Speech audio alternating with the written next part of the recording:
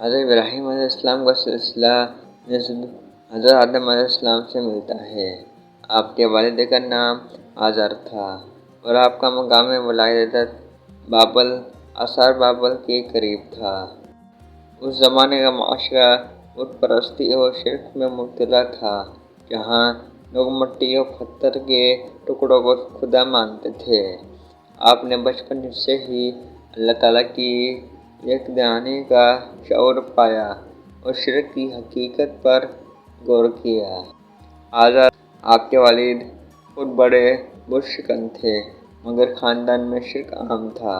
ایک دن آپ نے دیکھا کہ لوگ بتوں کے سامنے کھڑے ہو کر رزق اور حاجت مانگ رہے ہیں۔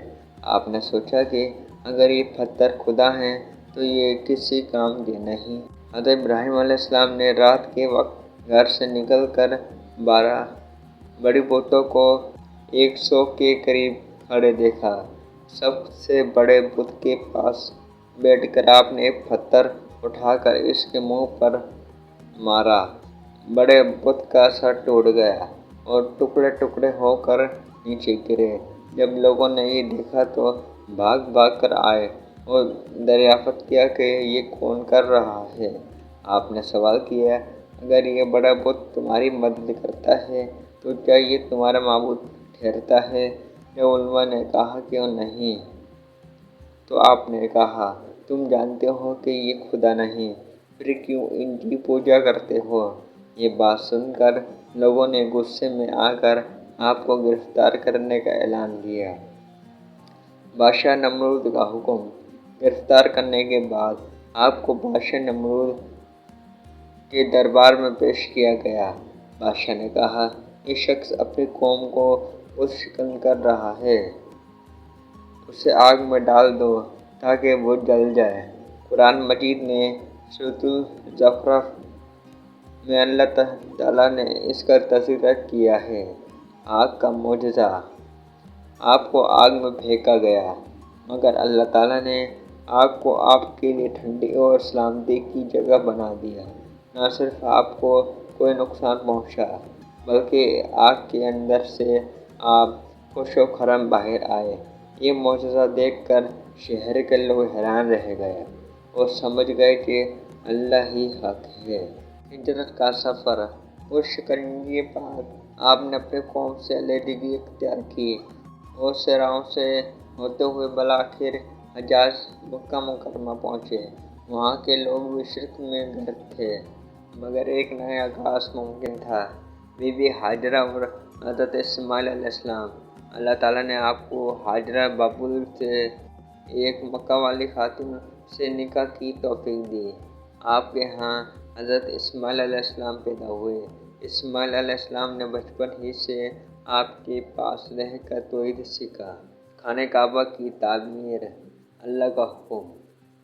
اللہ نے آپ کو ایک واضح ہدایت سے مکہ مکرمہ میں خانہ کعبہ تعمیر کرنے کا حکم دیا۔ بنیاد رکھنا۔ آپ اور بیٹے اسماعیل علیہ السلام نے مل کر مکہ کے صحراؤں میں ایک مقام منتخب کیا اور اللہ کے حکم کے مطابق کعبہ کا بنیاد رکھنا شروع کیا۔ قرآن مجید سورۃ البقرہ آیت نمبر 127 میں اللہ تعالیٰ نے فرمایا، پہلوان اور مسلمانوں کی طرح آپ دونوں نے سنگ بنیاد اٹھایا اور چونا لگایا۔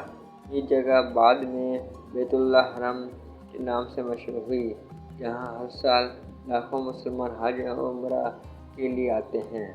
ایک رات آپ نے خواب میں دیکھا کہ اللہ تعالیٰ نے فرمایا ہے کہ اپنا عزیز بیٹا اسماعیل علیہ السلام ذبح کر دو۔ چونکہ نبی کی اس بات میں خواب بھی حکم ہوتا ہے، آپ نے فوراً اطاعت کی بنیاد کی۔ حضرت اسماعیل علیہ السلام نے بھی والد کی ہر بات تسلیم کی اور کہا، اے میرے باپ، اللہ نے حکم دیا ہے تو جو کرنا ہے کرو۔ جب آپ نے اپنے بیٹے کو لٹاتے ہوئے ہاتھ اٹھایا کہ اسے ذبح کرو، تو اللہ تعالیٰ نے حکم دیا کہ نہ ذبح کرو، بلکہ جانور بدل دیا جائے۔ ایک بڑا دمبا سامنے آ گیا اور وہ ذبح کیا گیا۔ اس واقعے سے امت مسلمہ میں ہر سال عید قربان منانے کا رواج قائم ہوا۔ کنعان اور شام کے علاقے۔ قربانی کی آزمائش کے بعد آپ نے مزید تبلیغ کی غرض سے کنعان اور شام کے علاقے کا سفر کیا۔ آپ نے قوم نمرود، قوم عاد، قوم سمود اور دیگر قوموں کو اللہ کی طرف بلایا۔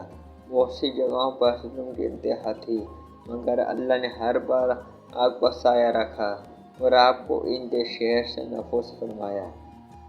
حضرت لوط علیہ السلام کا دورہ۔ کچھ مفسرین کا کہنا ہے کہ حضرت ابراہیم علیہ السلام نے حضرت لوط علیہ السلام کو رخصت کرنے میں مدد کی اور ان کے عذاب سے نجات میں تعاون کیا۔ آخری سالوں میں آپ خانہ کوفہ یا فلسطین الخلیل کے مقام پر مقیم رہے۔ حضرت ابراہیم علیہ السلام کا وصال شہر الخلیل فلسطین میں ہوا۔ حرم ابراہیم کے اندر آپ کی قبر موجود ہے، جو بعد میں حضرت اسحاق علیہ السلام کے پاس بنائی گئی۔ وصیت الدعائے حضرت یعقوب علیہ السلام۔ آپ کی وفات کے وقت آپ نے اپنے بیٹے کو توحید و والدین کی عظمت اور آگے آنے والی نسلوں کے حقوق کی نصیحت کی۔ حضرت یعقوب علیہ السلام نے اپنی دعا میں آپ کا ذکر کیا: اے میرے اللہ، مجھے اور میرے والدین کو معاف فرما اور مومنوں کے دین میں شامل فرما۔ آپ نے ہر حال میں اللہ کے سوا کسی کو شریک نہ ٹھہرایا۔ جب فارم میں قربانی کا حکم ملا تو آپ نے بڑی بے باکی سے اللہ کی اطاعت کی کہ جان و مال سب اللہ کے لیے قربان رہیں۔ مشرکین کے جرم میں آپ کو چہرے میں پکڑا گیا، آگ میں ڈالا گیا، گیٹ بند کے مراحل سے گزرا، تاہم ہر آزمائش میں آپ صبر و شاکر رہے۔ آپ نے نہ صرف زبانی دعوت سے بلکہ عملی طور پر بھی بتوں کو توڑا، خانہ کعبہ کی تعمیر کی اور قربانی کا مظاہرہ کیا۔ یہ سارے اعمال قیامت تک امت کے لیے مشعل راہ ہیں۔ آپ نے بیٹے حضرت اسماعیل علیہ السلام کو قرآن و سنت کے مطابق تعلیم دی اور اپنا ایمان مضبوط کیا۔ اس سے یہ سبق ملتا ہے کہ اولاد کی تربیت والدین کی ذمہ داری ہے۔ بنی نوح انسان کے مختلف ادوار میں آپ نے اپنی دعوت کو تحمل و شفقت کے ساتھ پیش کیا۔ جہاں ظلم ہوتا دیکھا وہاں اللہ سے پناہ مانگی اور لوگوں کو صحیح راستہ بتایا۔ حضرت ابراہیم علیہ السلام کا پورا صبر یہ بتاتا ہے کہ اللہ کی راہ میں ہر قربانی واجب ہے۔